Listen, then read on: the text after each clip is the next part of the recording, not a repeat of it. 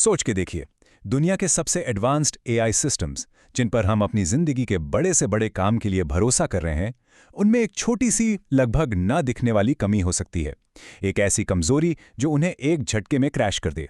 तो चलिए इसी सवाल में गहराई से उतरते हैं। क्या यह सच में पॉसिबल है कि एक सिंगल बिट, डेटा की सबसे छोटी यूनिट, बस एक 1 या 0 पूरे एआई को तबाह कर सकता है? सुनने में तो साइंस फिक्शन जैसा लगता है ना? लेकिन इसकी सच्चाई, वो आपको हिला कर रख देगी।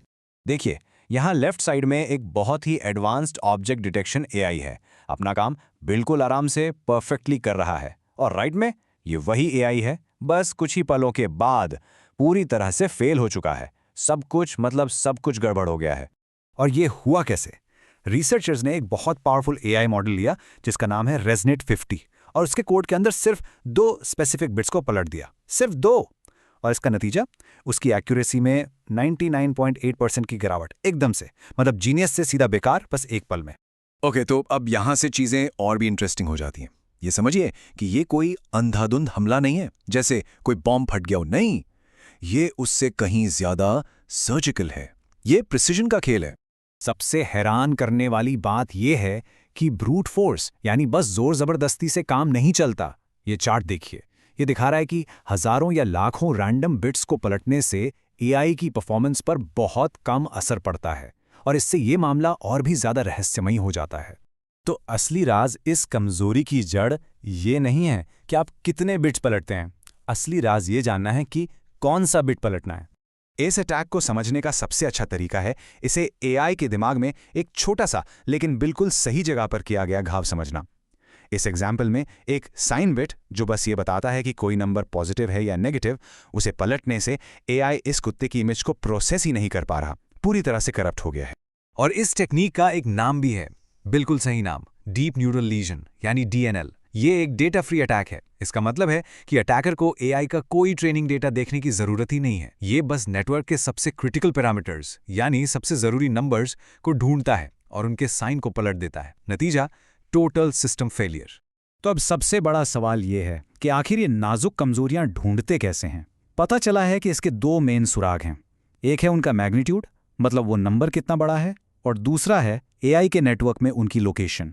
स्ट्रैटेजी बेहद सिंपल है। अटैकर्स उन वेट्स या पैरामीटर्स को टारगेट करते हैं जिनकी वैल्यू सबसे ज्यादा है, क्योंकि उनका असर सबसे ज्यादा होता है। और सबसे इंपॉर्टेंट बात, वो नेटवर्क की शुरुआती लेयर्स पर हमला करते हैं। इसे ऐसे समझिए जैसे आप आंख की नस पर हमला कर रहे हैं। अगर आप शुरुआत में ही विजुअल इंफॉर्मेशन को करप्ट कर देंगे तो आगे की सारी प्रोसेसिंग बेकार हो जाएगी। शुरुआत में की गई छोटी सी गलती आखिर तक आते आते एक बड़ी तबाही बन जाती है। तो चलिए इस आसान लेकिन तबाही मचा देने वाले अटैक की रेसिपी को आसान भाषा में समझते हैं। सबसे बेसिक डीएनएल अटैक में बस 3 सिंपल स्टेप्स हैं। पहला, आप सिर्फ शुरुआती लेयर्स पर फोकस करते हैं जहां से डैमेज का असर सबसे ज्यादा फैलेगा।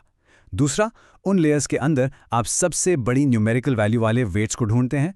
और आखिर में आप बस उनका साइन बिट पलट देते हैं, पॉजिटिव को नेगेटिव या नेगेटिव को पॉजिटिव बना देते हैं। बस इतना ही, कोई मुश्किल मैथ नहीं, कोई एक्स्ट्रा डेटा की जरूरत नहीं। ये अटैक आप कह सकते हैं 2 तरह का होता है। एक है बेसिक डीएसडीएनएल, जिसमें 0 कंप्यूटेशन लगता है, ये बस सबसे बड़े नंबर्स को ढूंढता है। और दूसरा, जिसे 1P डीएनएल कहते हैं, ये और भी आगे है। ये थोड़ा सा रैंडम डेटा इस्तेमाल करके एक टेस्ट रन करता है, जिससे इसे हमला करने के लिए बिल्कुल परफेक्ट जगह मिल जाती है। और ये समझना बहुत जरूरी है कि ये कोई छोटी मोटी समस्या नहीं है जो 1-2 मॉडल्स को ही परेशान करती हो। ये एक यूनिवर्सल कमजोरी लगती है जो लगभग हर तरह के मॉडर्न एआई को प्रभावित करती है, इमेज क्लासिफायर से लेकर लार्ज लैंग्वेज मॉडल्स तक। ये टेबल साफ दिखाता है कि ये अटैक कितना कारगर और खतरनाक है। पुराने तरीके जैसे बीएफए और ज़ीब्रा को या तो डेटा चाहिए था या कॉम्प्लेक्स ऑप्टिमाइजेशन स्टेप्स, लेकिन डीएनएल को इनमें से कुछ नहीं चाहिए। और एडवांस्ड 1P डीएनएल तो उसी रेजनेट 50 मॉडल को सिर्फ सिर्फ एक बिट फ्लिप से क्रैश कर सकता है।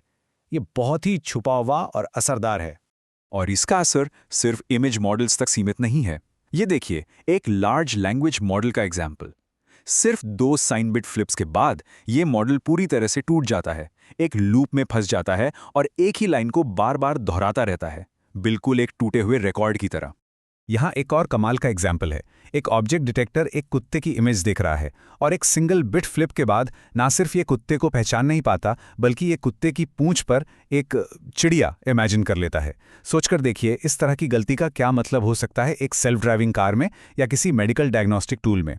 तो इतने बड़े खतरे से हम बच कैसे सकते हैं? अच्छी खबर यह है कि इस कमजोरी को समझना ही इससे बचने का सबसे पहला और सबसे जरूरी कदम है। सवाल ये है कि हम अपने एआई को इस तरह के सर्जिकल अटैक के खिलाफ मजबूत कैसे बनाएं? इसका जवाब है एक बहुत ही स्मार्ट स्ट्रैटेजी, जिसे सिलेक्टिव डिफेंस कहते हैं। मतलब पूरे विशाल मॉडल को बचाने की कोशिश करने के बजाय, जो कि बहुत धीमा और बेकार होगा, हम सिर्फ उन क्रिटिकल पैरामीटर्स के छोटे से हिस्से को बचाने पर ध्यान देते हैं। जी हाँ, वही हिस्सा जिसे डीएनएल अटैक अपनी कमजोरी के रूप में पहचानता है। और नतीजे कमाल के हैं। उसी रेसनेट 50 मॉडल के लिए उसके सबसे जरूरी पैरामीटर्स में से सिर्फ 1% को प्रोटेक्ट करने से एक शक्तिशाली अटैक लगभग पूरी तरह से बेअसर हो जाता है। जो एक्यूरेसी ड्रॉप पहले 93% था, वो घटकर सिर्फ 1.3% रह जाता है। सोच के देखिए। तो यहां एक खूबसूरत बात है, वही तरीका जो एआई की सबसे बड़ी कमजोरी को उजागर करता है, वही हमें उसका इलाज भी देता है। ये जानकर कि हमला कहाँ होगा, हमें ये भी पता चल जाता है कि हमें अपना सबसे मजबूत बचाव कहाँ बनाना है। और ये हमें एक बड़े सोचने पर मजबूर करने वाले सवाल के साथ छोड़ जाता है। जैसे जैसे हमारे एआई सिस्टम्स और भी ज्यादा शक्तिशाली और कॉम्प्लेक्स होते जा रहे हैं, क्या हम अभी उनकी सबसे आसान, सबसे बुनियादी कमजोरियों को खोजना शुरू ही कर रहे हैं? ये यकीनन सोचने वाली बात है।